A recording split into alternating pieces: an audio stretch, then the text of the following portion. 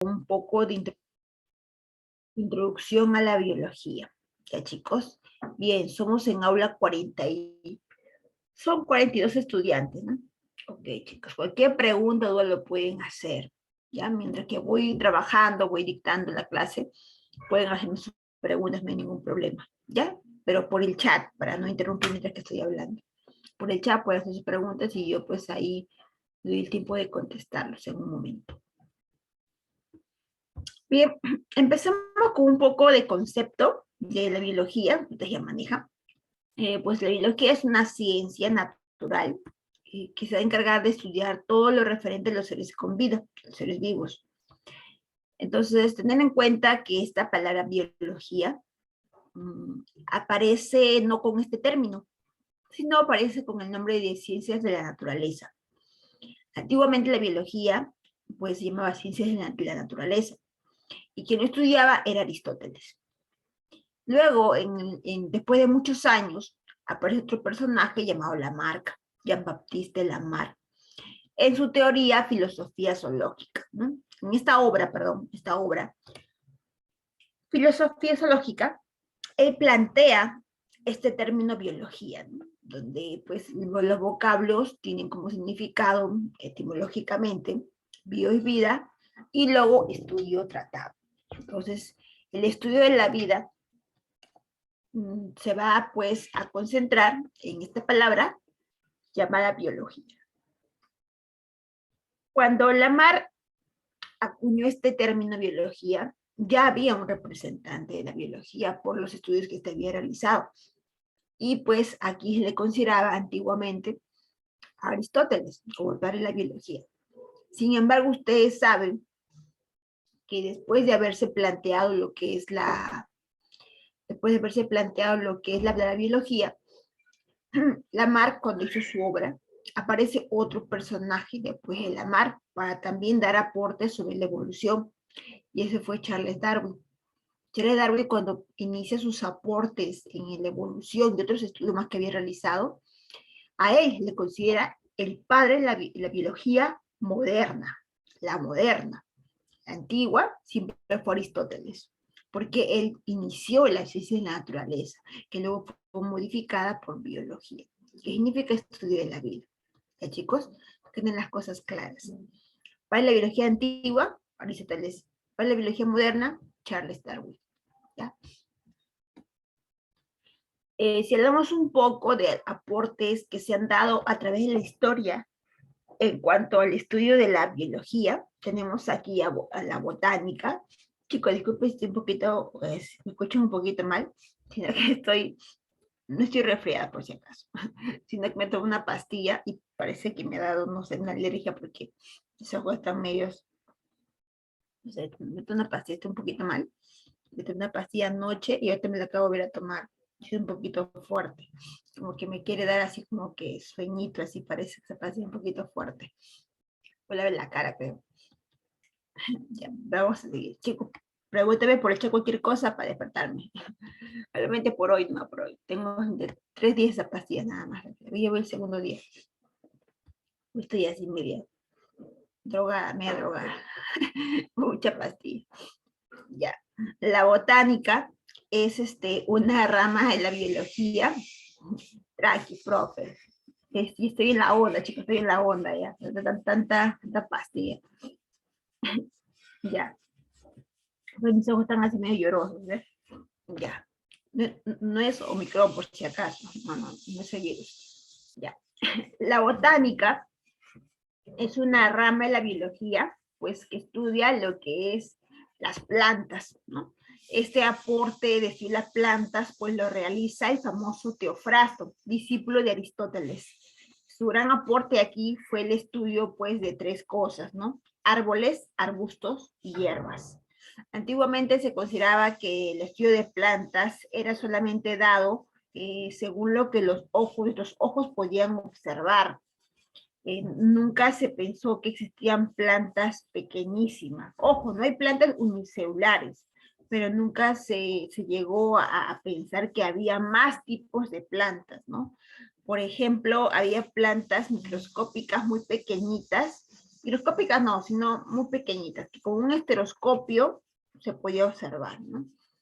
Por ejemplo, las partes, ¿no? Por ejemplo, las biofitas son muy pequeñitas.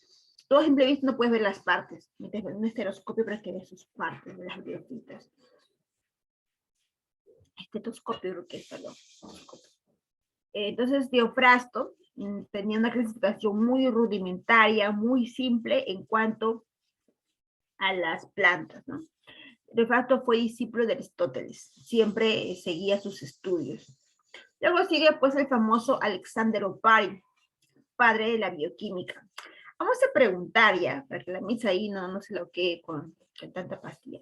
A ver, ¿qué aporte hizo Alexander Oparin? A ver, chicos, sorpréndeme. No me digas padre de la bioquímica. Para que sepa la bioquímica tuvo que haber hecho un gran aporte, ¿sí o no? A ver, ahí, estudiosos, dígame cuál es el aporte de Alexander Oparin. Si ha sido tu profe en algún momento de tu vida, entonces has aprendido eso. A ver, sorpréndeme. Y si no ha sido tu profe, algún profe de biología te habrá enseñado esto. A ver, no googlees, no googlees. Origen de la vida. Ah, excelente, Cosme. Claro. ¿Qué más? ¿Qué más? A ver, la célula, por ahí me dicen. No, célula no. Bueno, más o menos, pero no es el pero exacto. Célula no. Sí, Cosme, Alexander Oparin hizo un gran aporte en la biología, de manera que fue aquel que creó una teoría llamada la teoría de la evolución química, también conocida como la teoría quimiosintética de Oparin, ¿no? Esta teoría dio lugar a que existía un ser vivo que fue el primero antes de todo, ¿no? Y este primer ser vivo fue los famosos coacervados, ¿no? Oparin creo que con alguien hizo un experimento, claro. No hizo un experimento, sino que su teoría, fue tan convincente que a los que les quedaba duda tenían que después disipar su duda. Y para eso Miller y Urey hacen el experimento de Oparin. Y por esto, pues, Oparin se lleva un premio Nobel, porque su teoría de evolución química, pues, llegó a ser comprobada, donde se descubrieron aminoácidos. Pero ojo, la experimentación no lo hizo Oparin, lo hizo Miller y Urey, ¿no? Pero él consideraba que todos los elementos químicos que en ese tiempo existía en una tierra muy primitiva que siempre mencionaba, se había dado en el mar con la llegada de los rayos UV y habían impactado en estas moléculas, pues había dado inicio a la formación de un coacervado. Pero él siempre consideró que los componentes químicos cumplían un rol fundamental para dar inicio a la vida. Por eso es que le considera como padre de la bioquímica. Bien. Muy bien, chicos, ahí estamos, recordando. Muy bien, estamos bien. Citología. Bueno, es una rama de la biología que tiene como principal representante a Robert Hooke. Acá te voy a hacer una pregunta, atento. Robert Hooke fue aquel, pues, no fue un científico, para muchos no fue un científico, fue un simple, como le dicen estas personas que trabajó trabajaba con lunas de lentes, y él en su curiosidad había colocado uno sobre otro y había observado que debajo de ella había una lámina de corcho y pues observó que había celdillas. Claro, y uno de sus grandes aportes pues fue que fue el primero en observar una célula muerta en una lámina de corcho. El microscopio lo hizo el aporte los hermanos Janssen, Zacarías Janssen o Janssen. Fue crear un primer microscopio, los hermanos Zacarías Janssen, ¿no? Robert Hooke no. Robert Hooke lo que hizo fue colocar una luna tras otra luna y debajo tenía una lámina de corcho. Y luego de eso ya aparece lo que es el microscopio, después todavía. Los primeros aportes fue por Robert Hooke. Ahora, Robert Hooke observó una lámina de corcho, una célula muerta. Correcto. Pregunta, ¿quién observó por primera vez una célula viva? Porque aquí en los aportes, yo no he considerado quién se va a hacer la viva, pero hay un personaje. Te voy a dar un alcance. Este personaje que observó células vivas tenía en movimiento las células vivas cuando lo analizó en un microscopio. Y pues lo que observó, lo llamó animáculos. ¿Quién fue, chicos? A ver por ahí, ¿quién fue ese gran personaje? Coméntame. ¿Quién fue? Claro, Leeuwenhoek o Anton van Leeuwenhoek. Claro, excelente. Él fue el que observó. Esa fue pregunta de Villarreal hace años, ¿no? Pregunta esa mi misión. Así de siempre viene esa pregunta. Villarreal, tus preguntas de biología no son muy complejas. Son un poquito simples. A comparación de San Marcos, Villarreal en biología, pues sí, es un poco más fácil su pregunta de examen de admisión, pero ellos consideran bastante anatomía. Eso sí, anatomía es su fuerte. O sea, no es su fuerte, sino que hacen preguntas más de anatomía. Y no son muy complejas, tampoco son muy rebuscadas.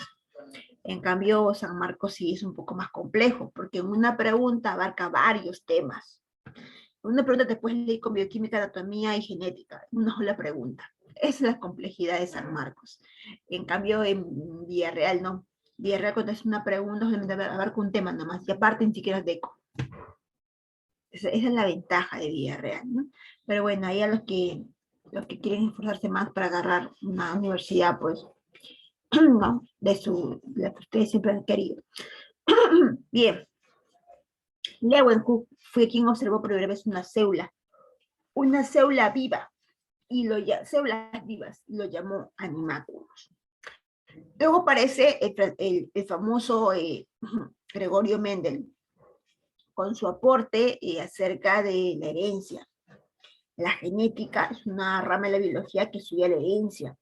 Esta herencia, pues, habla de pasar de generación tras generación información que se hereda, y algunas, pues, llegan también a transmitir enfermedades, ¿no? No solamente se hereda las características de un ser vivo, no, también se hereda enfermedades, grupos sanguíneos, etcétera, ¿no? La genética fue un gran aporte dado por Gregorio Mendel, padre de la genética. Este gran aporte de Gregorio Mendel fue redescubierto por otro personaje que apoyó una teoría llamada mutacionista de la evolución. Pregunta, ¿qué personaje redescubrió las leyes mendelianas para que Gregorio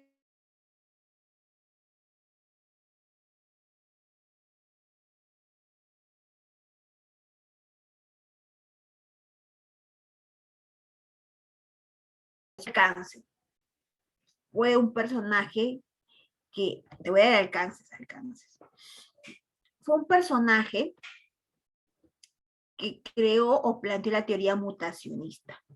Consideró la mutación como primer factor de la evolución. Otro aporte, trabajó con la flor de asno, también llamada Oenotera lamarckiana. Excelente, Romero. Pero se escribe con V, no se escribe con B.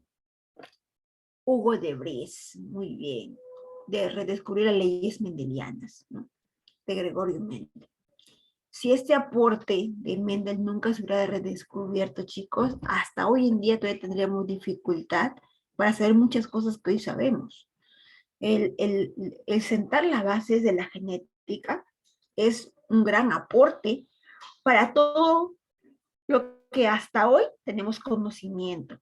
Tú sabes que hoy en día la genética ha avanzado bastante. Entonces, Gregorio Mendel fue pionero en todo esto. ¿Te imaginas que nunca nos hubiéramos enterado las leyes mendelianas? Hasta hoy todavía seguiríamos en la prehistoria de la genética. O sea, recién ando poco a poco. Es como si te dijeran, recién han descubierto la multiplicación. O sea, la división y radicación todavía faltaría aprenderlo, ¿no? Estudiarlo. Así es. Entonces, realmente fue que sentó las bases de la genética. Y eso que no fue, nunca fue considerado un científico. Solamente fue un simple monje. Excelente, Romero. Bien, ahí tenemos al famoso Andrés Besario con su aporte de la anatomía. Fue el primer hombre que abrió un cadáver. La palabra anatomía significa cortar para ver. O sea, si tú no cortas un cadáver, no ves qué hay dentro. Anatomía significa cortar para ver. El primer hombre en abrir un cadáver humano fue Andrés Bisalio. Antiguamente, muchos personajes habían querido abrir pues un cadáver para conocer qué órganos había dentro. Entre ellos estaba Aristóteles, que abrió animales y estudió por la anatomía comparada. Él estudió acerca de órganos que se asemejaban mucho al hombre, porque en tiempo de él no estaba permitido abrir cadáveres. Hasta que Andrés Vesalio, pues cuando la iglesia bajo su poder, empezó, no sé si fue en el periodo de Renacimiento, si no me equivoco, empezó a tener más auge en la ciencia. Entonces ahí fue donde se empezaron a hacer más estudio, más ciencia, y ahí pudo abrir un cadáver. Pregunta, ¿quién fue el primer hombre en dibujar los órganos que se pudieron observar cuando Andrés Vesalio abrió un cadáver? ¿Quién fue el primer hombre en hacer las primeras imágenes? ¿No? Que hasta hoy en día todavía se tiene esas imágenes en los museos, no sé dónde está, pero está en un museo, y pues todavía se ha hecho correcciones porque ha habido errores en esas observaciones. Excelente, ahí está Leonardo da Vinci. Da Vinci Da Vinci fue el primer hombre en hacer dibujos que tuvieron sus errores, pero ya se corrigieron, ¿no? Acerca de cómo es el órgano del cuerpo. Porque en ese tiempo no había tu celular para tomarte una foto, ¿no? Con un cadáver, ¿no? Grabar un video, no había esas cosas. A la justa había luz, creo.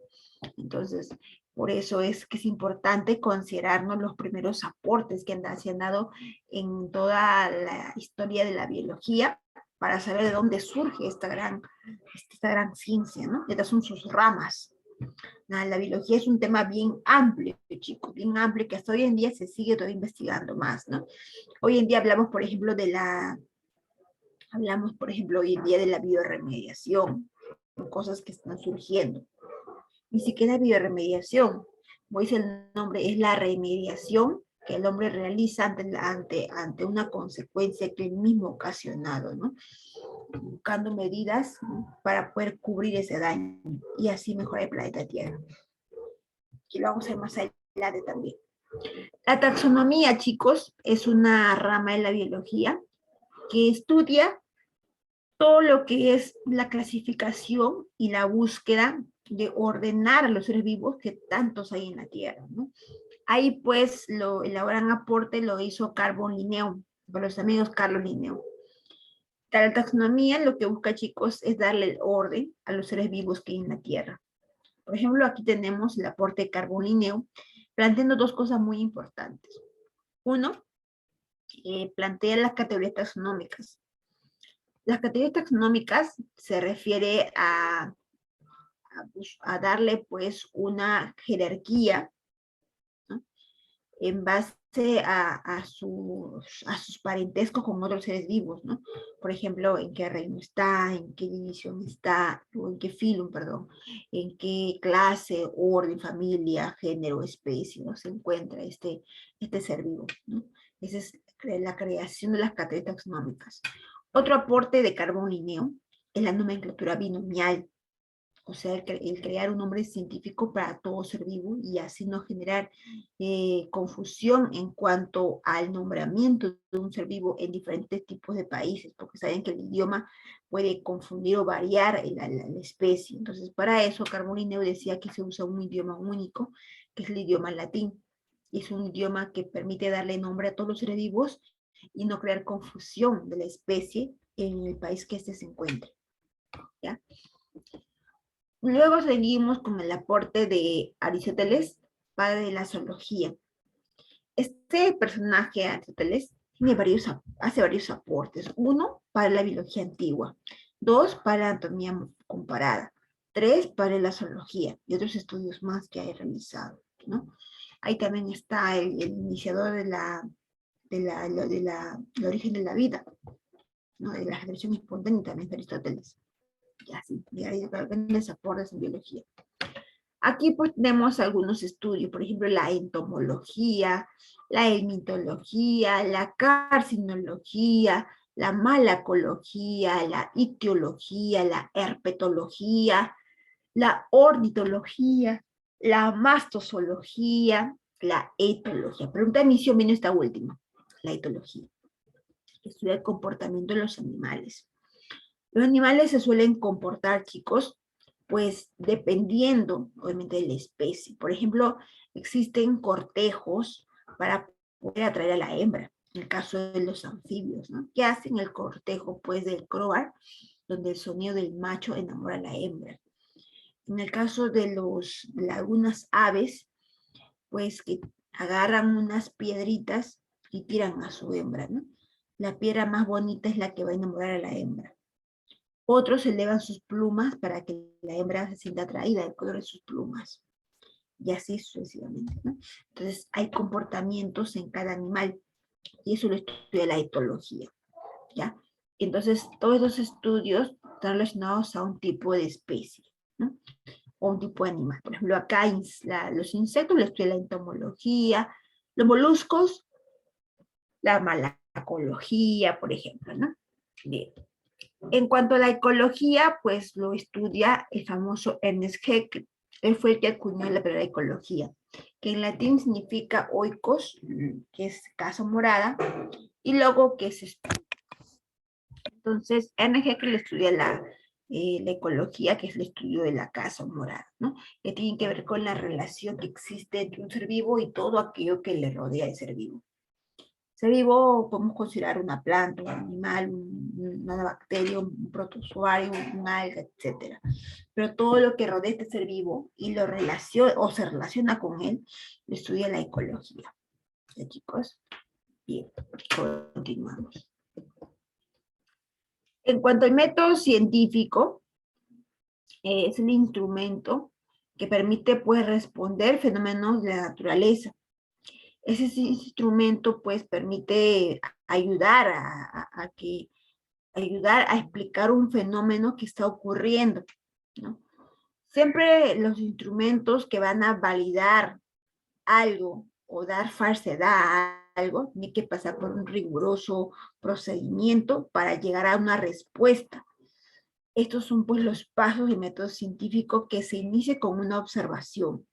La observación se refiere a la recopilación de datos que uno va a generar de lo que está observándose. Una vez haber recopilado estos datos y observar este fenómeno, uno genera, ¿no?, un problema para también él mismo dar respuesta a este problema que él cree que es esa la respuesta, ¿no? Ahí viene la hipótesis, que es supuestamente la respuesta que plantea el científico, ¿no? Yo creo que este problema se dio por este motivo. Ahí viene su hipótesis. Aunque también podría ser de tal forma, ¿no? O quizá, entonces, la hipótesis no solamente es una. Existen varias hipótesis que puede plantear un científico. Y si existe tantas hipótesis, cuando sé que una de ellas es la correcta, cuando esto se someten a experimentaciones. Las hipótesis normalmente pasan por experimentaciones. Y una de estas experimentaciones, pues, tiene que dar una respuesta. Si las tres hipótesis que yo planteo son falsas, entonces se sigue buscando, ¿no?, la verdad de la hipótesis. La verdad del problema, ¿no? ¿Y por qué? Bien, otro paso, una vez dado la experimentación, es el análisis y la discusión de los resultados. El análisis y discusión de resultados se refiere pues a que cuando se da ya el resultado en sí, que tiene que hacer más pruebas para que los resultados todos sean iguales. Imagínate que el primer resultado me da negativo, el otro positivo, otro negativo, otro no puede ser. Tiene que salirme varios falsos para saber que en verdad es falso. O todos verdaderos para saber que en verdad es verdadero. Entonces, ahí será la discusión de los resultados, ¿no? Cuando ya sé que todo es, no sé decir, no todo es de esta forma o es verdad, recién puedo plantear una ley, porque siempre se va a dar así, es una ley. ¿Y puede ser una teoría? Sí. ¿Y cuál es la diferencia? Las teorías pueden estar sujetas a a casos de refutación, ¿no? ¿Cómo es eso, Miss? Por ejemplo, Oparin planteó en su teoría quimiosintética que los primeros servicios que aparecieron fueron los coacervados y que todo se inició con la acumulación de componentes químicos. Si yo aparezco con una teoría diciendo que no, no fue así, en ese tiempo no existió tal cosa. Es decir, yo tengo que tener sustento en lo que estoy hablando. Y si se llega a comprobar que lo que yo estoy diciendo está mejor planteado de lo que comentó Oparin, mi teoría sale a la validez y la teoría de Oparin es rechazada. ¿Te das cuenta? Eso pasó con la teoría de generación espontánea de Aristóteles. ¿Quién lo opacó? Lo opacó Pasteur y fue refutada. Hoy en día hasta se rinde la teoría de generación espontánea, porque dicen, ¿cómo del cocodrilo, cómo del árbol seco se va a originar un cocodrilo? Tú dirás, no, pues como por más de 200 años se pensó que era así. Hoy en día tú puedes decir que no y lo puedes comprobar, ¿no? Hay forma de comprobar eso, que de un tronco viejo no es un cocodrilo, o de que ropa sucia y maíz no sale ratas. Entonces, imagínate cuántos años tuvo que pasar para que alguien venga y refute a Aristóteles. O sea, es alguien atrevido para refutar a un gran científico, y eso lo hizo Pasteur. Y las teorías se pueden modificar, las leyes no, las leyes ya quedan así, y así son. Porque siempre han pasado por varios rigurosos procedimientos y siempre ha dado como algo de verdad. ¿Te das cuenta? Entonces, esa es la diferencia entre teoría y ley. Bien, continuamos. En una experimentación siempre trabaja con dos grupos, el grupo de control y el grupo experimental. Por ejemplo, este de acá, yo tengo acá, mira, dos macetas, y a uno, que es el de acá, le voy a llamar grupo experimental y otro grupo control. El de acá, pues, me lo voy a llamar grupo control, el de acá. Y el de acá le voy a ver, déjame ver bien. Ya, el de acá lo voy a llamar grupo experimental y el grupo control. ¿Por qué? Porque va a haber siempre un grupo donde se va a aplicar la experimentación, un grupo donde voy a evaluar los cambios, un grupo que voy a ver, voy a comparar qué cambios no se da con el otro grupo. Mira acá, tengo acá dos macetas, ambas le pongo agua, a esta le pongo más y a esta le pongo menos. Antes, la tierra, o sea, a la tierra todavía no las semillas, con las semillas. Y luego le agrego semillas de frijol a esta maceta A, y acá también a la maceta B. Le agrego 10 en cada una, ¿ya? Entonces, a esta tierra que tiene más humedad y tiene menos humedad. A la que tiene más humedad, le voy a agregar más agua, que vendría a ser la variable independiente. A este de aquí, a esta maceta de aquí le agrego más agua. Y la de acá, el grupo de control, no le agrego nada. El grupo experimental donde voy a aplicar el experimento, obviamente, aquí. El grupo experimental, ahí se da la variable de independiente, aquí se aplica, que es la cantidad de agua. Y mira, que había menos agua, no le agrego más agua, ahí se queda con esa cantidad. Luego se va a observar una variable dependiente, que viene a ser el resultado de lo que aquí se ocasionó, lo que aquí se sometió, perdón. Entonces, esta maceta A van a germinar 9 semillas de las 10 que sembré. Y de acá no va a germinar ninguna de las 10 que sembré. Obviamente tú me dirás, me dices que le agrego más agua en la primera maceta y en la segunda. No, claro, es el factor independiente. Pero el resultado se ve en ¿dónde? En la experimentación, en el control, no, en el control se mantiene. Claro, se mantiene igual porque no ha habido una variable que sea sometida para que pueda generar semillas germinadas, como la de acá sí. A esta diferencia que se da entre la majeta A y la majeta B, se conoce como factor variable. Factor variable, acá dice, mira, grupo control y grupo experimental. Ya. La condición que distingue al grupo experimental del grupo control, o sea, la diferencia, lo que distingue a la una y la otra, se conoce como factor variable. Eso fue pregunta de examen de admisión. El factor variable es el punto de diferencia que se da luego de haberse sometido ambos, ¿no?, a un procedimiento. Claro que la de aquí no se sometió a ninguna porque no se le agregó agua, pero sí se le agregó las semillas. Y el de aquí, pues solamente se le agregó más agua. Entonces, acá hay un punto de diferencia. ¿Cuál? La cantidad de semillas que germinaron. Ese sería el factor variable, ¿no? El punto que distingue el grupo experimental del grupo control, que es el factor variable. ¿Ya, chicos? Ya. Para hablar de los seres vivos, chicos, tenemos que ver que los seres vivos, pues, son considerados, o es considerado la vida, en este caso, un estado particular de la materia. ¿Qué es eso, Miss? Lo que pasa es que el ser vivo, para que sea llamado ser vivo, pues obviamente tiene que tener vida. Y la vida es el estado particular de la materia. Por ejemplo, un virus no tiene vida. ¿Por qué? Porque simplemente no tiene características que lo titulen como tal. Porque simplemente no tiene células, no hace metabolismo, no se reproduce los virus. Entonces no puede considerarse un ser vivo. ¿Te das cuenta? Miss, ¿cuándo yo a alguien lo llamo ser vivo, Miss? ¿Cuándo? Sí tienen ADN los virus. Sí tienen ADN. Los virus son agentes supramoleculares. Pueden tener ADN o pueden tener ARN, pero nunca ambas.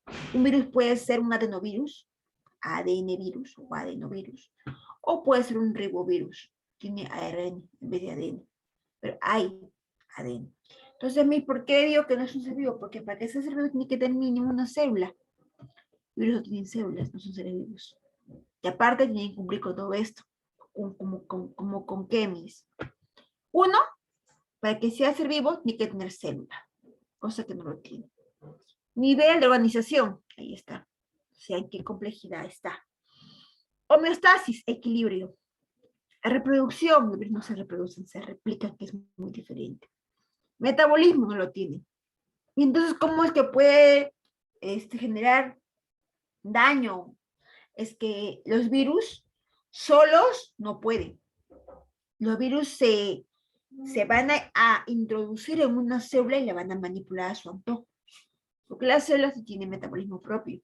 Entonces, utiliza la célula para que se tenga la actividad de funcionar o trabajar, creando daño o infectando otras células. Cuando un metabolismo de la célula, porque propio no lo tiene. Y la relación, porque los virus generan, porque los seres vivos tienen la capacidad de responder a estímulos. O en todo caso de adaptarse. Los virus no tienen esa capacidad, no son seres vivos. Ya. Vamos a ver punto por punto. Número 1, chicos, tener en cuenta saber en qué nivel podemos encontrar un ser vivo. ¿En qué nivel? Siempre y cuando sea un ser vivo, ¿no? Y si no es un ser vivo, también debe tener hasta qué punto llega su complejidad. Por ejemplo, tenemos aquí, número 1, la primera característica de los seres vivos, nivel de organización de la materia. O sea, cómo está constituido un ser vivo, cómo está constituido, ¿no?, en su interior. Vamos a ver acá 3 niveles. El químico, biológico y ecológico. El químico es netamente abiótico, quiere decir que no tiene características de tener vida. O sea, es puro abiótico, sin vida. Biológico, bio viene de vida, porque aquí inicia desde una célula. Acá ya hablamos de seres con vida. Y ecológico se refiere pues, a la relación que existe ya de ese individuo o especie con su medio ambiente, su interacción que hay. También hay niveles aquí, vamos a verlo, ¿ya? Por ejemplo, hablar de nivel químico es hablar de componentes químicos que a la larga van a aglomerarse y constituir otro componente más complejo, de simple a complejo. Acá tenemos los principales elementos químicos: el carbono, el hidrógeno, el oxígeno, nitrógeno, fósforo y azufre. Estos compuestes químicos, obviamente, al unirse con otros, van a dar lugar a una molécula: aminoácidos, nucleótidos, agua, CO2. Entonces, todo esto, aunque no lo creas, está dentro de un ser vivo. Bien, mis CO2 también, claro, en plantas. Los seres vivos tienen CO2, viven CO2. El agua también fundamental tanto para plantas como para animales. Nucleótido forma parte del ADN, lo tienen todos los seres vivos. También lo tienen hasta el virus, que no es un ser vivo. Aminoácidos, unidad de proteína, lo tienen todos los seres vivos y no vivos también, como el caso del virus. Ojo, estamos hablando de su composición. ¿Ya? Ahora, si aglomeramos todas las moléculas, ¿qué me da? Una macromolécula, que es un complejo un poco más grande. Hablamos de proteínas, de ácido nucleico, de polisacáridos, ¿no? Cuando digo proteína, me refiero a conjunto de aminoácidos, que son estos de aquí. Y ácido nucleico, conjunto nucleótidos, que son estos de aquí, conjuntos nucleótidos. Polisacáridos. Polisacáridos, pues, vienen a ser la unión de monosacáridos, que viene a ser el azúcar, glucosa, glúcidos. La aglomeración de macro que me da supra. Ahí están los ribosomas, la cromatina, la membrana celular, el nucleolo, los cromosomas, ¿no? El virus está aquí. Cuando se genera la aglomeración de estos supra, me dan estructuras celulares que todavía no son una célula, pero son estructuras celulares, como cuáles: el núcleo, la mitocondria, los lisosomas, los cloroplastos, el retículo endoplasmático, que puede ser liso o rugoso, pero estos ya en conjunto me dan lugar a una célula. Mira, acá no está el virus, no, el virus está en supra. ¿Ya? Estos sí son componentes dentro de una célula, porque el virus no tiene núcleo, el virus no tiene mitocondria. Entonces está aquí, aquí está el virus, en supra. Pero te preguntan qué es un virus, es un agente supramolecular, pero no es una célula, porque tiene organelas. Aquí quiero que veamos algunos componentes químicos que cumplen un rol fundamental en el cuerpo. Por ejemplo, el carbono es un componente químico que forma parte del armazón o esqueleto, ¿no?, de las moléculas orgánicas. Todas las moléculas orgánicas, como los glúcidos, lípidos, proteínas, ácidos nucleicos y vitaminas, pues tienen como principal componente el carbono. Es su principal componente, ¿no? El hidrógeno forma parte del agua, participa como proveedor de protones, ya sea en procesos metabólicos como la respiración celular o fotosíntesis. El oxígeno es el último aceptor de electrones en la respiración celular. El oxígeno participa como gas, participa como el principal en la respiración. También es producto del desecho metabólico de las plantas, ¿no? El nitrógeno es un elemento primordial para crear las proteínas. Recuerda que las proteínas están hechas de aminoácidos. Los aminoácidos tienen como principal componente el nitrógeno. O sea, si no hay nitrógeno, no hay aminoácido. No hay aminoácidos, no hay proteínas. Y así es simple. Es importante el nitrógeno. Además, como molécula, es uno de los gases que más abundan en la atmósfera, en el medio ambiente. El fósforo, sabemos que forma parte tanto del ADN, porque el ADN se forma de nucleótidos, y nucleótidos tienen fósforo, los enlaces fosfodiéster. El ATP, adenosín trifosfato, la energía molecular de todo ser vivo, tiene fósforo. El fósforo también participa lo encontramos en el excremento de las aves guaneras, formando parte del ciclo de fósforo, también las aves guaneras. El azufre participa constituyendo algunas moléculas orgánicas y en ciertos aminoácidos. Algunas proteínas tienen aminoácidos, tienen azufre en sus aminoácidos.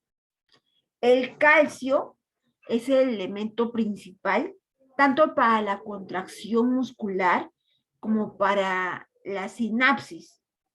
Además, también participa participa en la coagulación sanguínea o la hemostasia. El magnesio es el principal componente de la clorofila para hacer la fotosíntesis. Importante, chicos, saber eso. También está el potasio como principal catión intracelular, donde facilita el ingreso del potasio y salida del sodio, bomba sodio-potasio. El cloro, principal anión negativo extracelular, para regular la cantidad de agua en la célula. El sodio, ya lo dije, importante en el transporte por medio de bombas para regular la cantidad de agua. El hierro, principal componente de hemoglobina. El zinc actúa como un cofactor enzimático para acelerar un proceso químico. El cobre, principal componente de la hemocianina en la hemolinfa, o sea, sangre de los insectos. El manganeso lo encontramos como participante en la partícula Z en la fotosíntesis, o además también participa como cofactor enzimático para acelerar una reacción química. El cobalto forma parte de la vitamina B12, importante, de origen animal. El yodo ayuda a crear hormonas como la T3 y la T4 originados en la glándula tiroides. La falta de este produce cretinismo o bocio. Bien, chicos, hasta ahí voy a preguntar. Mucha teoría, ¿no? Ya, voy a preguntar. A ver, jóvenes. A ver, jóvenes. Pregunta hasta aquí. ¿Qué nombre, escúchame, qué nombre recibe el principal elemento químico que participa tanto en la hemostasia como en la sinapsis y en la contracción muscular? A ver, escucho.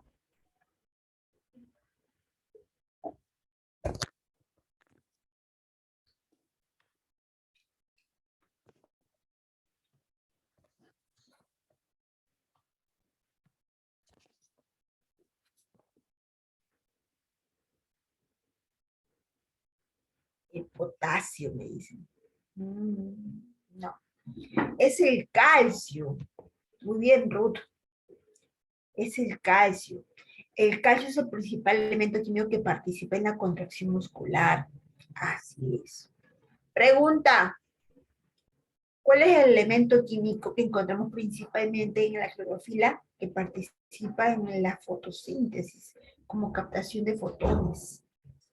A ver, muy bien, el magnesio, excelente. ¿Cuál es el principal elemento químico que se requiere para formar las hormonas T3 y T4 formadas en la glándula tiroides?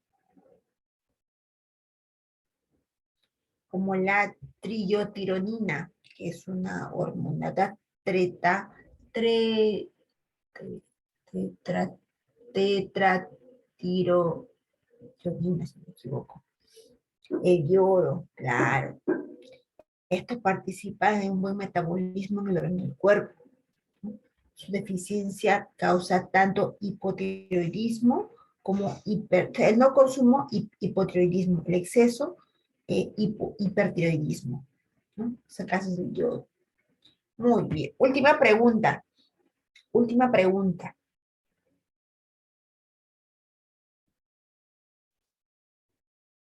Uh, ¿Cuál es el nombre de los principales cationes que participan en la regulación osmótica de la célula? Son dos, lo dije hace rato, uno entra, otro sale. ¿Cuál era, te acuerdas? Principales cationes, ojo, no aniones, sino cationes, que participan en la regulación osmótica, o sea, evaluar que no exista ni mucha ni poca cantidad de agua dentro de la célula, ¿no? Ahí son dos. No, no es el yodo, son cationes. A ver, ¿cuáles son? El sodio y el potasio. Na y K. Así es. Ahí son preguntas de emisión, segunda emisión. Entran dos potasios y salen tres sodios. Importante saber eso, chicos. Importante. Continuamos.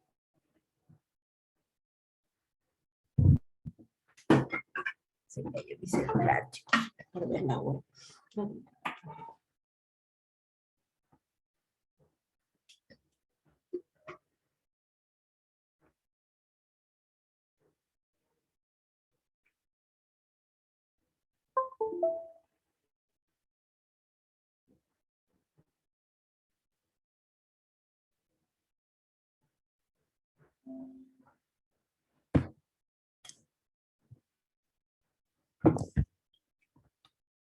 Continuamos, chicos. En cuanto al nivel biológico, tenemos aquí, pues, tenemos aquí el nivel celular, tisular, orgánico, sistémico e individuo. El celular, por ejemplo, chicos, abarca lo que es, pues, las células que lo conforman, ¿no? Como el osteocito, el miocito, la neurona, la euglena, que es un ser vivo formado por una sola célula. Las bacterias que son unicelulares, o sea, aquí no solamente están las células, sino están también seres vivos que están formados de una sola célula, ¿ya? El nivel tisular se refiere pues ya a la unión de varias células, ¿no? Acá está el tejido epitelial, el tejido nervioso, el tejido muscular, el tejido óseo. Son tejidos, ¿no?, que obviamente se originan a partir de la unión de varias células. El nivel orgánico corresponde pues a los órganos que forman parte, ¿no?, del cuerpo y está formado por varios tejidos. Por ejemplo, la piel está formado pues en mayoría por tejido epitelial. El corazón formado por miocitos, célula muscular. Cerebro formado por hormonas. Y la hoja y el tallo también son órganos, claro, órganos vegetales, pero acá no hay tejido epitelial, no hay eso. Acá hay otro tipo de tejido. Acá hay tejido parenquimático, hay tejido colénquima, hay tejido esclerénquima, hay cámbium, hay tejido meristemático embrionario, hay tejido, ¿qué más? Platicíferos, en el caso de los tallos, ¿no? Entonces, hay tejidos. Para que exista un órgano es porque hay un tejido. Y para que haya un tejido hay células, ¿no? Entonces todo se origina desde un punto. Bien, continuamos.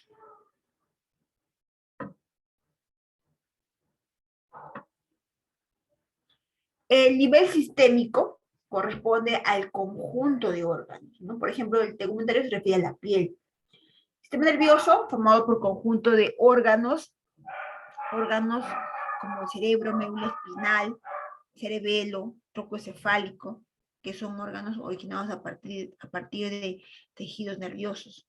Cardiovascular abarca no solamente el corazón, abarca los vasos sanguíneos, ¿no? Y el individuo, aquí ya pues se encuentra el ser humano, un perro, un gato, que adquiere todos los sistemas, y es un ser vivo más complejo. Si te das cuenta, la bacteria está aquí, su complejidad es menor a comparación de un humano. La complejidad va, jóvenes, desde su formación, desde sus estructuras que lo conforman. Desde ahí va. ¿Ok? Bien, continuamos. El nivel ecológico, chicos, se refiere, por ejemplo, en este caso, al nivel que adquiere el individuo, ¿no?, desde el punto de donde éste se ubica y con quién interactúa, ¿no? Por ejemplo, cuando hablamos de una especie, que no lo he puesto acá en la diapositiva, una especie, hablamos de una especie cualquiera, ¿no? Pues puede ser desde una planta, un alga, el conjunto de la especie. Ojo, una especie es aquella que tiene características similares y sin embargo, estas características similares también tienen como principal punto que tiene la capacidad de reproducción para que sea una especie. Porque en conjunto genera una población. ¿Qué pasa si una especie no se puede reproducir? No hay población. Como si te dijera, la raza humana ya no se puede reproducir, ya no hay población. No va a haber población más adelante, ¿no? Entonces, la población es un conjunto de individuos de la misma especie. Acá tengo, por ejemplo, conjunto de abejas. Me dice enjambre, no, abejas. Pero enjambre también es conjunto de abejas, sí, pero eso también es lingüístico. En biología decimos conjunto de abejas, nada más. Para denominar a una población, siempre tenemos que considerar tres cosas. La especie en plural, el lugar y el tiempo donde se encuentra en ese momento la población. ¿Ya? Recuerda, especie, lugar y tiempo. Tres cosas siempre. La comunidad es el conjunto de poblaciones que interactúan entre sí.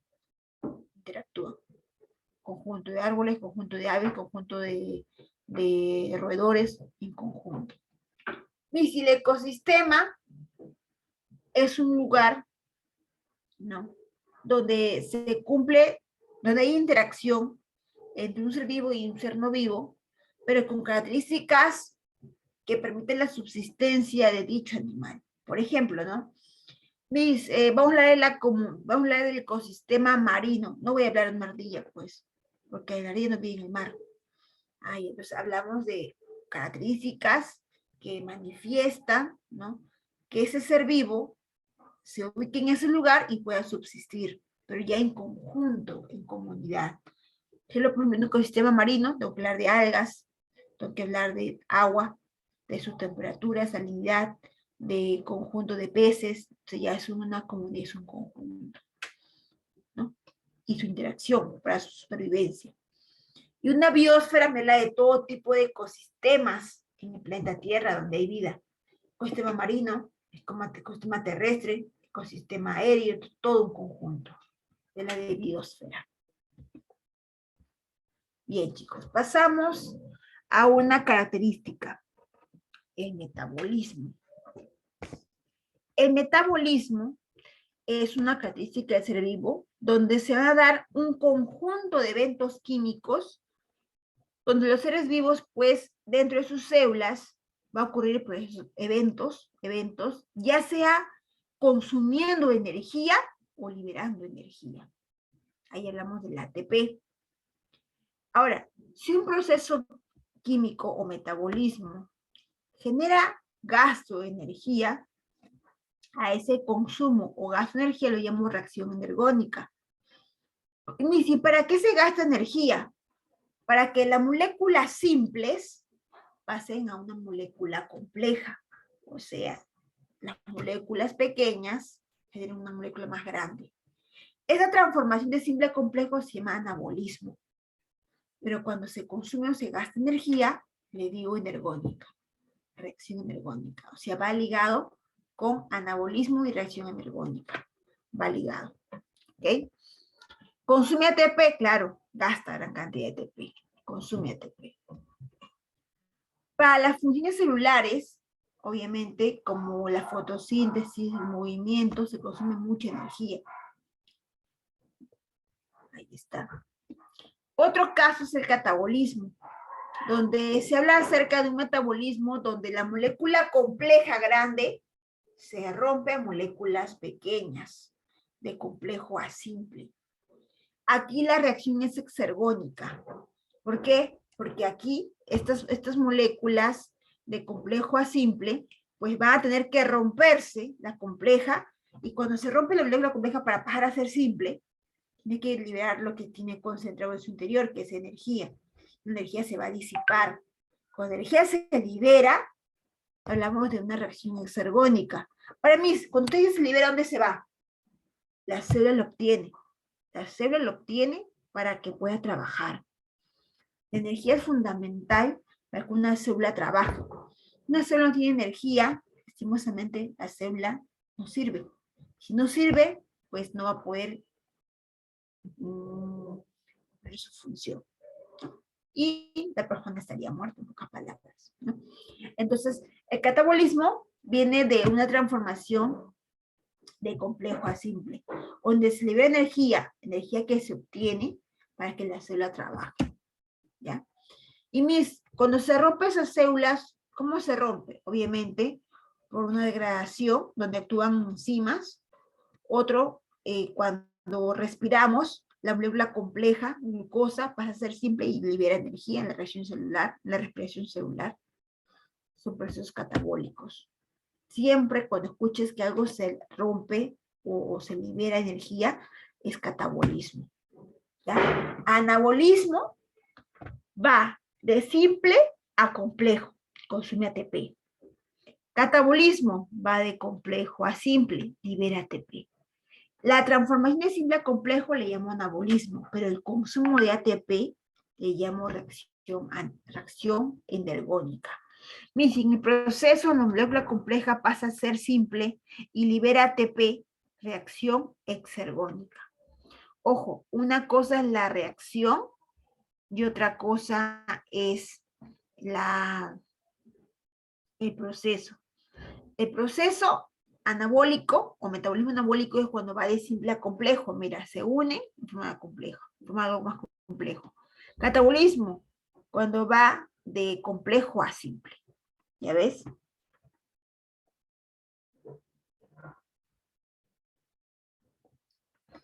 Bien. Entonces, las reacciones son estas. Reacción energónica cuando hay consumo de ATP y reacción exergónica cuando hay liberación de ATP. Está aquí. Esta diapositiva lo voy a pasar por el intranet para que lo puedan descargar o revisar. Otra característica del ser vivo, chicos, es la reproducción. La reproducción es una característica, obviamente, cuando el ser vivo tiene esta capacidad de generar descendencia y evitar, obviamente, la extinción de la especie, ¿no? La reproducción puede ser tanto sexual como asexual. Cuando digo sexual es porque participan gametos, obviamente espermatozoide y óvulo. Hay fecundación, hay variabilidad genética. ¿Y qué variabilidad genética? Cuando obviamente la especie tiene, no tiene rasgos idénticos a su progenitor, no tiene rasgos parecidos, porque ha sido formado por dos características diferentes, mamá y papá. Entonces la descendencia sale parecido al progenitor más o idéntico. En cambio, cuando no participan gametos, o sea, óvulo y espermatozoide, la reproducción es asexual, porque no participan gametos. ¿Ya? Acá participa realmente un progenitor nada más. La descendencia va a ser siempre idéntica a su progenitor, como clones. No existe variabilidad genética, es idéntico. Pregunta, ahora sí, pregunta.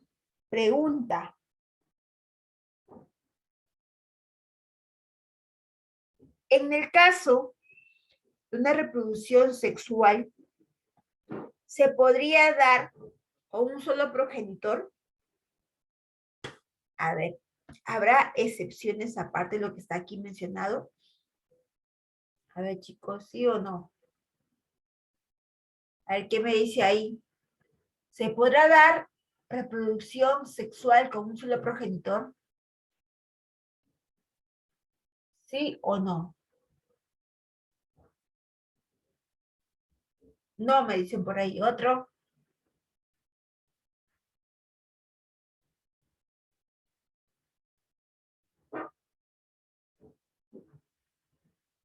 No, me dicen. ¿Tú has escuchado de la tenia solium?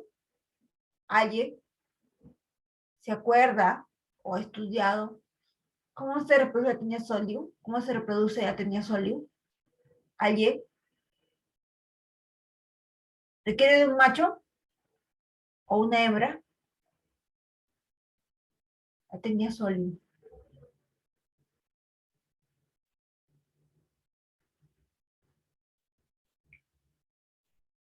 La tenia solium, chicos, se reproduce de manera individual. ¿Cómo es eso, Miss? De un progenitor sale descendencia, de uno solo. Pero Miss es sexual, claro. Lo que pasa es que la tenia solium tiene quetas, que son segmentos llamados proglótidos, que tiene testículo y ovario. O sea, produce espermatozoides y óvulos. Y esto se autofecunda, pero en un solo cuerpo. Una sola tenia puede generar fecundación, una sola tenia. ¿Te das cuenta? Una sola tenia. Entonces no necesita otro individuo, porque ella sola es hermafrodita, tiene ambos gametos. Sí se puede dar. Son casos excepcionales. ¿Ya? Sí, sí puede existir eso. Ten en cuenta eso. ¿Preguntas aquí, chicos?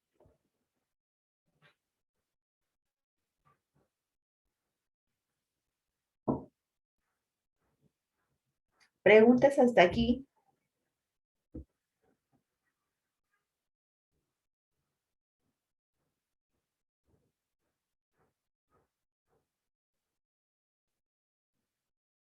¿Dudas, preguntas?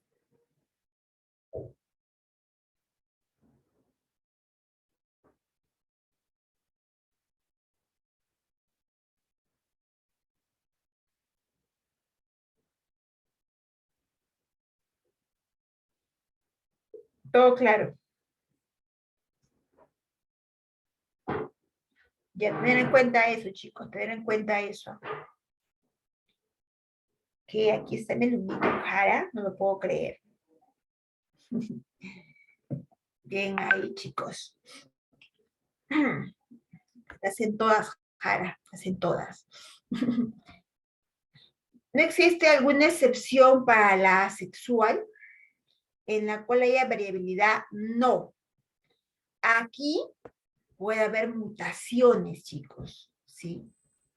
Lo que pasa es que hoy en día el hecho de jugar, lo voy a llamar así, ya, jugar con tantas muestras de animales, genera mutaciones. Esto sí puede darse, ¿no? Alterando su característica, sí, se puede dar.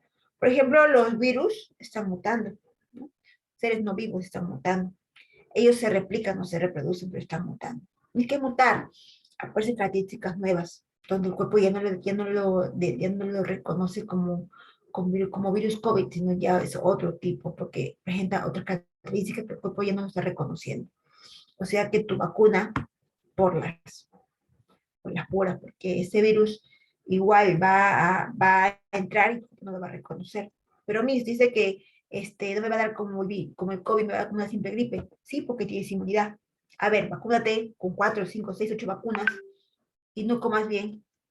¿Qué cosa va a generar para tu inmunidad si no tienes ni siquiera defensas? Sin proteínas. La vacuna va de la mano con la vacuna va de la mano con la alimentación. Lo que hace la vacuna es despertar tu inmunidad. Y tu inmunidad es proteínas. Si tú no estás bien alimentado con proteínas, ¿qué cosa vas a despertar? ¿Te das cuenta? Entonces, tienes que estar bien alimentado. Bien, entonces, en reproducción asexual hablamos que participa realmente un progenitor. Un progenitor. Participan los gametos, obviamente. Perdón, no participan los gametos, obviamente. Por eso que acá la reproducción asexual, la mayoría son idénticos. La gran mayoría son idénticos, ¿no? Tanto que le pueden llamar clones, que son idénticos. Mis ejemplos de asexual, a ver, te escucho. Es un siglo de repaso, o sea, ya manejas conceptos. A ver, dime 3 tipos de reproducción asexual. Esponja, ¿no? Esponja no es un tipo de reproducción. No he preguntado especie que tenga reproducción asexual. He dicho tipos de reproducción asexual. Tipos. Allá, mis, a través de esporas, claro. Los esporozoarios, por ejemplo. Ahí está, mis, bipartización, se dice bipartición. Ya. Gemación, excelente. O yemación también. ¿Cómo? Eh, ¿Cómo se llama? O yemación. Gemación o yemación, claro. Fragmentación, claro. Azujara, con grandes nombres. La partenogénesis. La partenogénesis es un tipo de reproducción, vamos a llamarlo así, especial. Especial.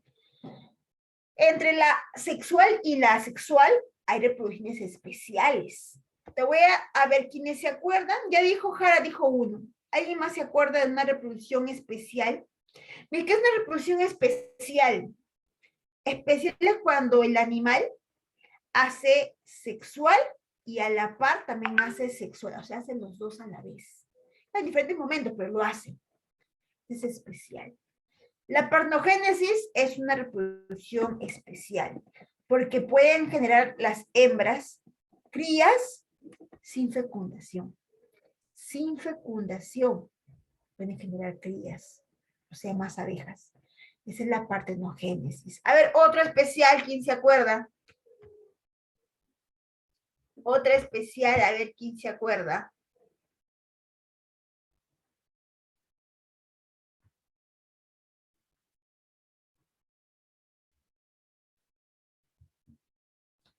Ah, no.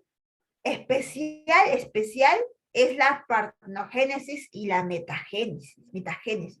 ¿Y qué es la metagénesis? De acuerdo a la reproducción de los nidarios o las medusas, cuando se reproducía por una fase sexual y una fase pólipo, o fase pólipo sexual y luego es pólipo, claro, son dos. Esporulación, fragmentación, regeneración, gemación son asexuales. Yo he dicho especiales. Especiales son partenogénesis y metagénesis. Chicos? Bien. Pasamos a la relación.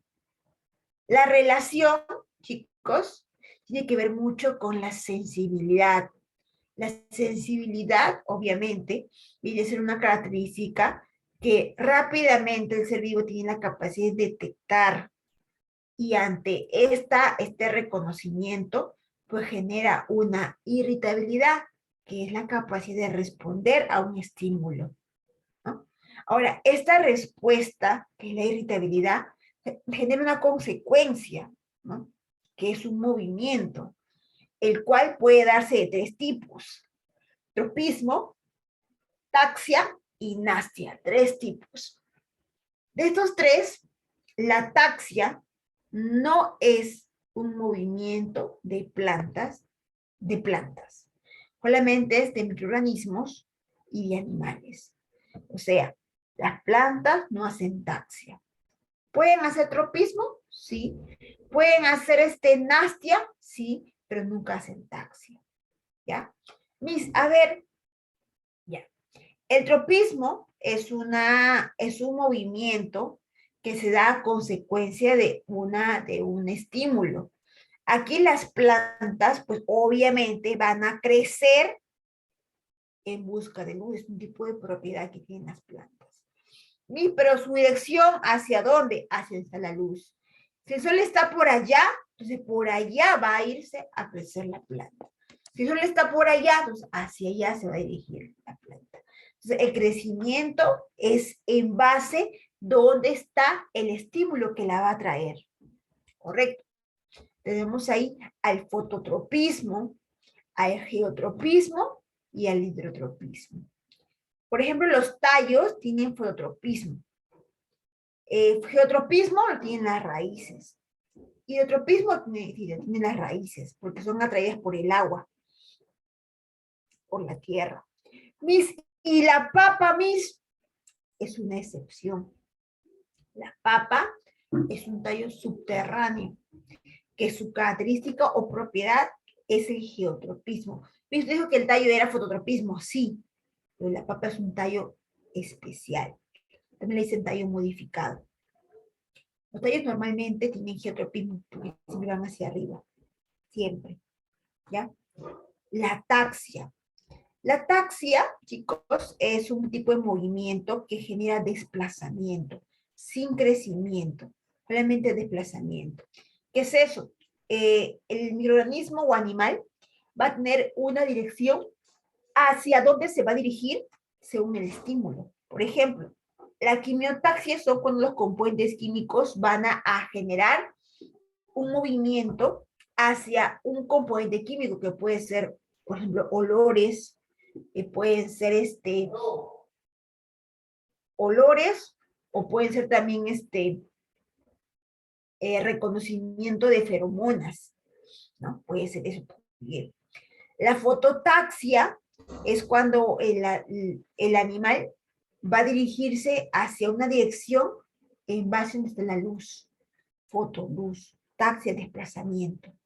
¿Te das cuenta? Entonces, taxia realmente se da en animales y microorganismos. Y la nastia pues se da en todos los seres vivos.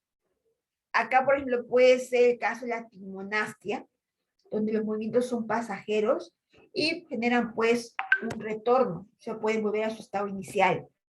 Por ejemplo, acá tenemos la planta, mira acá la imagen, a la planta llamada la mimosa, o también conocida como la resentida, así como tu amiga, mira, la resentida, ¿no?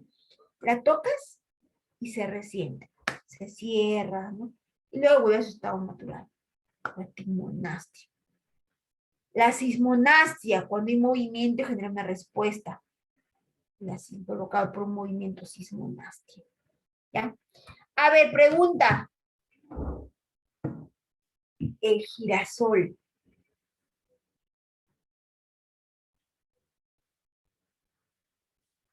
No, también se puede en otros, se puede también en animales. La que es exclusivamente de animales, en organismos, es la ataxia. Nastia no solamente, pero también se puede en animales. Ya. A ver, el girasol. ¿Qué tipo de movimiento tendría? ¿Pismo, nastia o taxia? La flor del girasol. La flor, la flor. A ver. Ojo, la flor del girasol.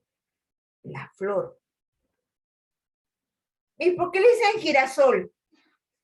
A ver, Jara, cuéntanos. ¿Por qué le dicen girasol? Cuéntanos, Jara.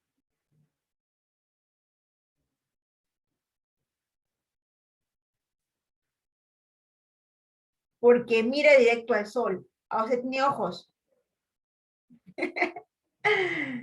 Ya pues, Jara, ¿cómo va a decir que tiene ojos? Crece en dirección del sol. Ah, ojo, he dicho la flor del girasol. No he dicho la planta del girasol. La flor del girasol. Ya. La flor le dicen girasol porque gira buscando el sol. Obviamente. Correcto. Por heliotropismo. Y eso no es tropismo. Tropismo es cuando crece buscando el sol. Eso sería el tallo. Heliotropismo. Ahí sería nastia. Claro. Entonces, ¿cómo lo llamaría? ¿Nastia qué? A ver. ¿Tan difícil la pregunta? A ver, ¿qué sería ahí? Fotonastia. Claro. Nastiapismo. Chicos, no me inventen nombres, ¿ah? Es fotonastia. Siempre se puede primero el estímulo. Fotonastia. Porque el girasol gira buscando el sol. La flor del girasol gira buscando el sol. Veamos entonces fotonastia. Pero yo he escuchado que es tropismo. Claro, si hablamos de la planta o el tallo del girasol, es una planta, va a crecer buscando el sol. Tropismo. Yo te he preguntado sobre la flor del girasol. Chicos, y la planta carnívora, que cuando está así, viene un insecto y ¡pua! Se lo come. Lo atrapa, ¿no? Decimos que lo come obviamente porque le dicen plantas carnívoras que comen. Pero no comen, pues, sino que las atrapan. ¿Qué sería? ¿Nastia, tropismo o taxia? Nastia. ¿Pero qué tipo de nastia sería? ¿Fotonastia?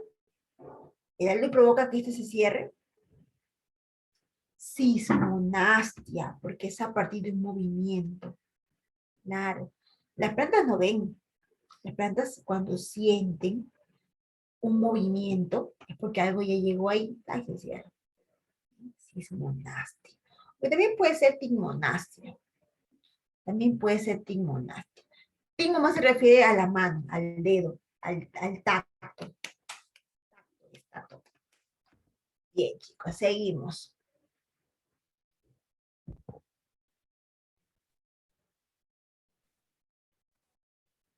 Sí, le dicen galán de la noche, también le dicen, le dicen, otro nombre, galán de la noche, o le dicen también, buenas noches, lo que le dicen, buenos días, no, pero son aquellas que se abren de noche, ¿verdad?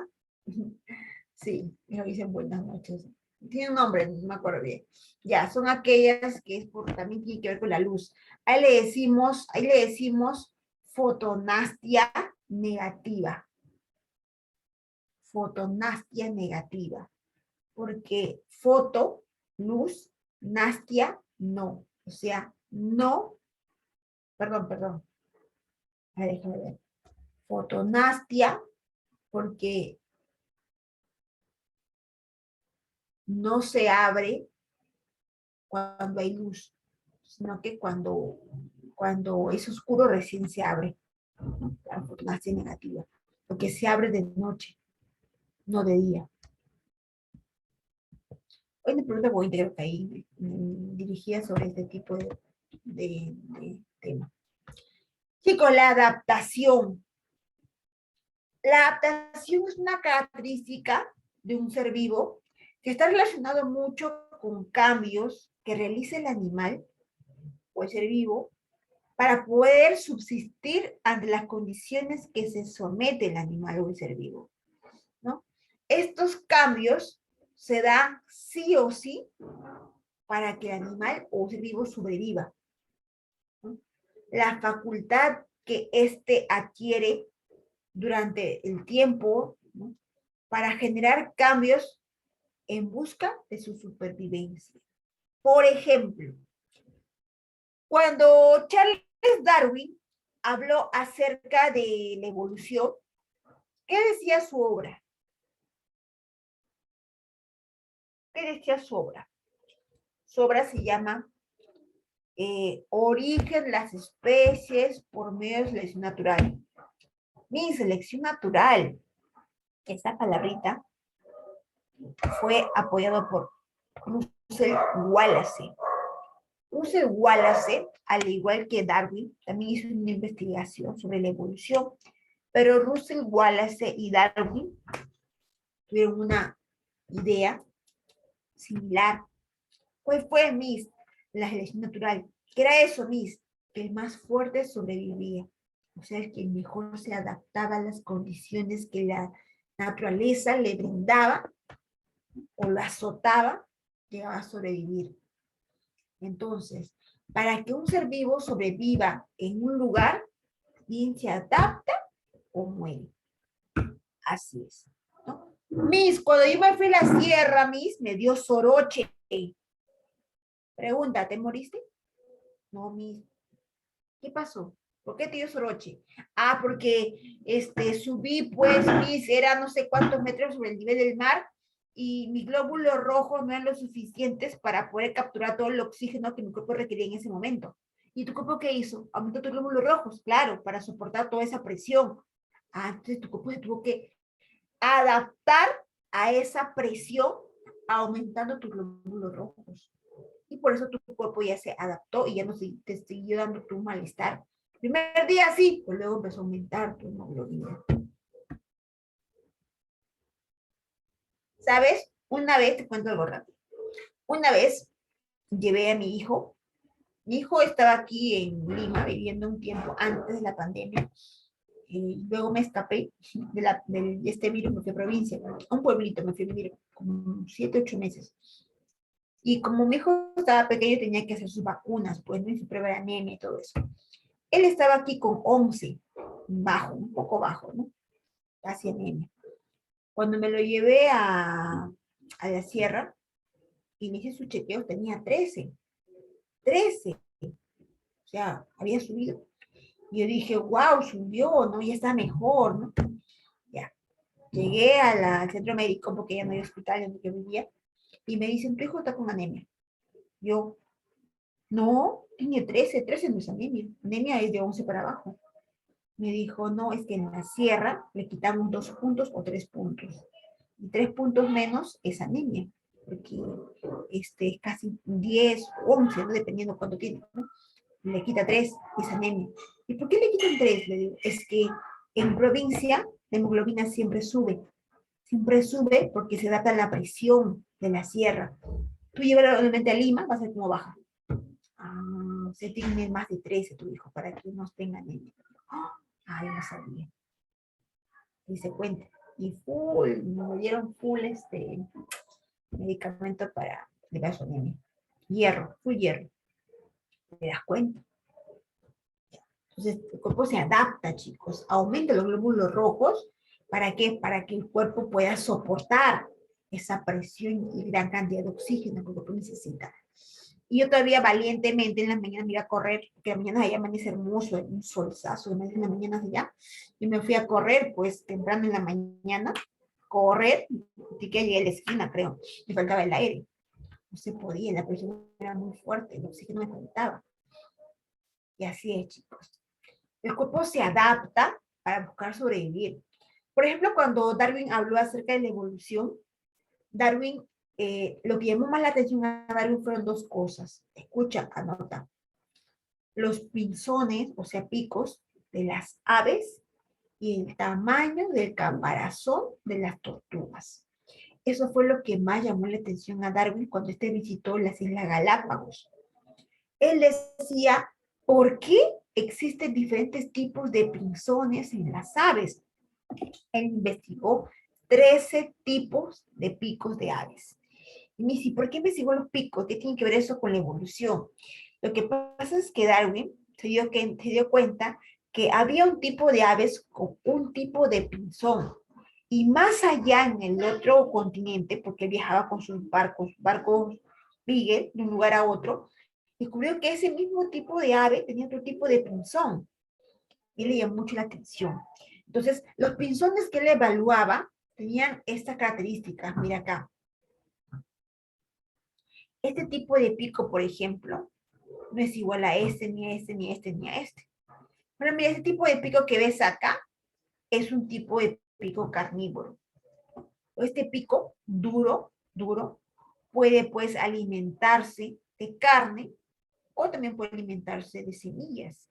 Porque los picos de esta forma, que son cortos pero duros, son para romper semillas, que necesitan obviamente dureza para romperlas.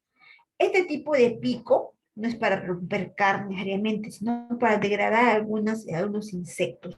Ellos no comen semillas, porque con este pico se le rompe el pico a la hora de comer la semilla. Son insectívoros. ¿Te puede llamar carnívoros? Sí, pero no es carne, sino son insectos pequeños que pueden degradar con este pico, pero ellos no comen semillas, porque con este pico no pueden romper la semilla. Este tipo de pico es para las flores, porque succionan. Con este pico no va a romper una semilla, pues. Entonces, el tipo de pico determinaba el tipo de alimento que el animal podía alimentarse, ¿no? Mira este pico, con bolsa, obviamente para almacenar sus peces, ¿no? Los tipos de pico determinan el tipo de alimentación. O sea que según Darwin, los picos han ido cambiando, evolucionando, adaptándose al tipo de alimentación que el animal requería, según el hábitat donde éste se encontraba. Ahí hablamos mucho de la adaptación.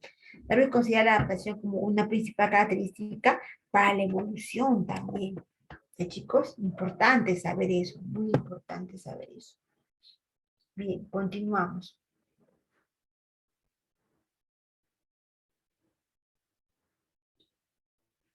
Me dice, Miss, ¿y el ave vampiro? Ah, no he escuchado el ave vampiro. Ahí está por ahí. A ver, no he escuchado. El ave carnívoro. Perdón, carpintero. ¿Eso existe? La verdad no he escuchado el ave vampiro. No he escuchado, Jara. La de Darwin, me dice. Lirícola. Lirícola. Lirícola. Lirícola me suena a flores. Sí, sí, pertenece al género Geospiza. Sí existe. ¿El vampiro? ¿Así? Sí, por Charles Darwin fue el que lo... Ah, interesante. Mira, no me acordaba. Muy buen punto. ¿Qué dice? Ya lo googleé, ya lo googleé. Sí existe, dice. En la isla Galápagos. Ah, interesante. Interesante. Pica los lomos y chupa sangre. Ah, interesante. Ave chupa sangre. Claro, pues si es vampiro, obviamente tiene que ver con sangre. Interesante, chicos. Muy bien. Ya que están googleando, que se preguntas más interesantes entonces. Bien, hablamos de crecimiento. Chicos, el crecimiento es una característica del ser vivo que se refiere obviamente al aumento del tejido. Ahora, el tejido puede aumentar de dos formas, o el órgano. El órgano puede aumentar de dos formas. Uno por hipertrofia y otro por hiperplasia. La hipertrofia es un aumento en volumen, donde la célula no aumenta en número, sino aumenta en tamaño, como lo ves acá, mira. ¿Ves? 4 sigue siendo 4, pero aumenta en tamaño. Obvio, esto es hipotético, pues, ¿no? 4 células aumenta, pero aumenta no en número, sino en tamaño, en volumen, hipertrofia, ¿no? Hiperplasia cuando las células aumentan en número, en el caso de un pólipo. Un pólipo es un tumor donde se da el aumento de células, células que no son malignas, sino células benignas, que empiezan a aumentar en número, como el cáncer también en este caso puede ser maligno, y aumenta también en número, ¿no? Es una mitosis apresurada, donde se da aumento de células, y estos pues pueden ocasionar una metástasis a la hora de abarcar otros órganos, ¿no? Es una hiperplasia. Una hipertrofia se puede dar en el caso de los músculos, porque los músculos no aumentan en número, ya que el tejido muscular no tiene la capacidad de aumentar en número, sino en tamaño. Ya.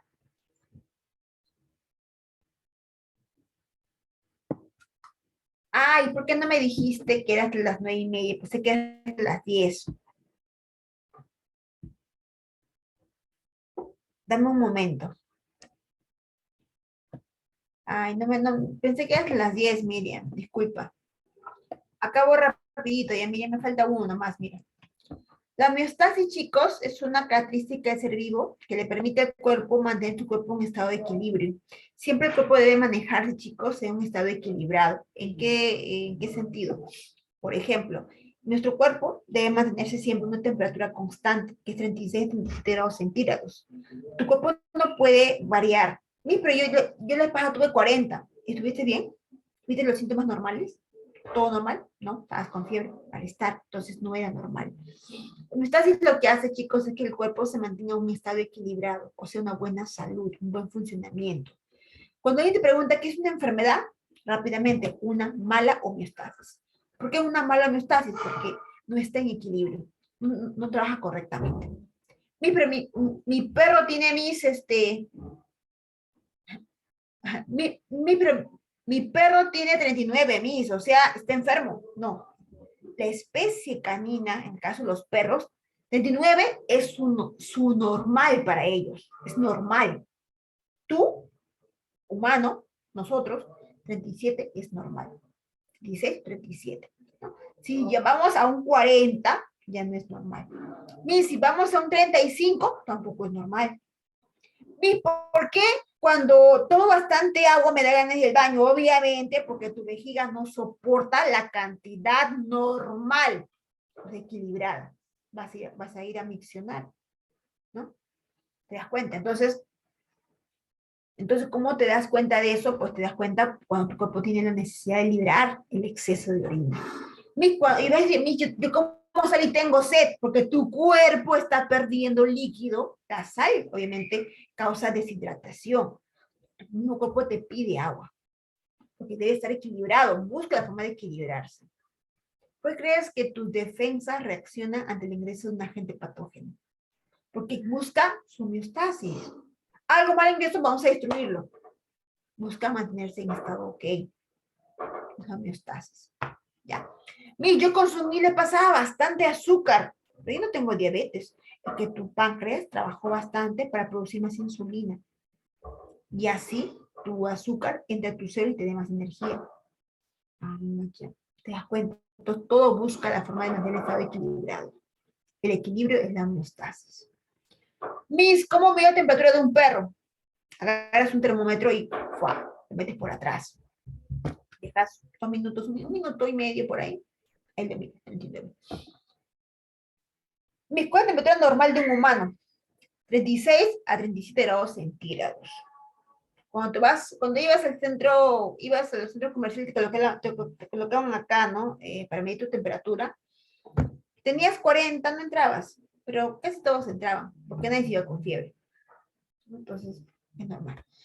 Bien, chicos, ¿tienen clase o tienen recreo? Para hacer un par de preguntas del material. A ver, avíseme por ahí, porfa. Miriam. Sí.